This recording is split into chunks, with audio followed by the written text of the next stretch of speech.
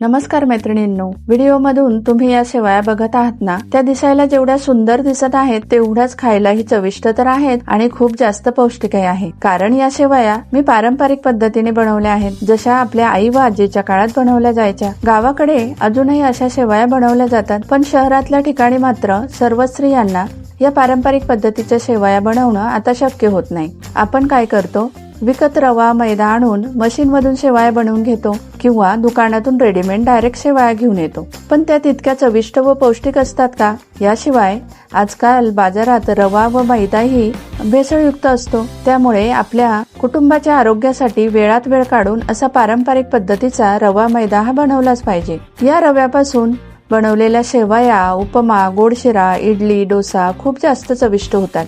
चला तर मग ही सोपी पारंपरिक पद्धत मी तुम्हाला सांगते. 5 किलो गहू मी घेतले आहेत. तुम्हाला पाहिजे तितके तुम्ही घ्या. स्वच्छ निवडून दिवसभर उन्हात वाळवून घेतले. संध्याकाळी 2 ते 3 पाण्याने स्वच्छ धुवून निथळून घ्यायचे.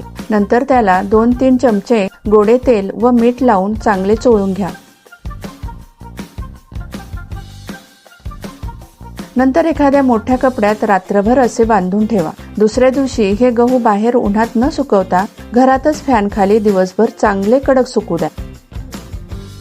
संध्याकाळी हे रव्याचे किंवा शेवयांचे गहू सांगून पिठाच्या गिरणीतून दळून आणायचे आहेत. किंवा तुमच्याकडे घरीच अशी छोटी गिरणी असेल ना, तर ही 5 नंबरची जाळी लावून हे दळून घ्यायचे आहेत. यानंतर तुमच्याकडे अशी मल्टीग्रेन चाळणी असेल तर अतिउत्तम. या जाळ्या वापरून रवा, मैदा व कोंडा वेगळा करता येतो. जर आपल्याकडे अशी चाळणी नसेल तर रेग्युलर पीठ चाळण्याची चाळणी मात्र सर्वांकडेच असते. या चाळणीने पीठ चाळून घेतले की पीठ वेगळे होते.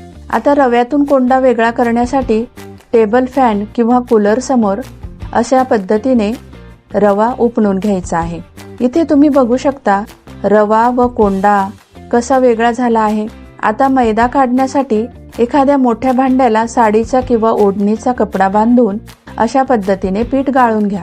आणि इथे जाड रवा, बारीक रवा व मैदा तयार झाला. आता यांच्या शेवया मी बनवून आणणार आहे. उन्हाळा सुरू झाला की अनेक ठिकाणी वाळवणाचे पदार्थ बनवण्याचे गृहउद्योग सुरू असतात. तुम्ही बघू शकता 5 किलो गव्हापासून साधारण 4 किलो रवा मैदा आपल्याला मिळाला व त्यापासून एवढ्या भरपूर शेवया तयार झाल्या. आता मी या शेवया वर्षभर एन्जॉय करणार आहे. तुम्हीही अशा पारंपरिक पद्धतीचा रवा मैदा नक्की बनवा. आणि हो, यापासून कोणकोणते पदार्थ तुम्ही बनवले हे कमेंट करून सांगायला विसरू नका. धन्यवाद.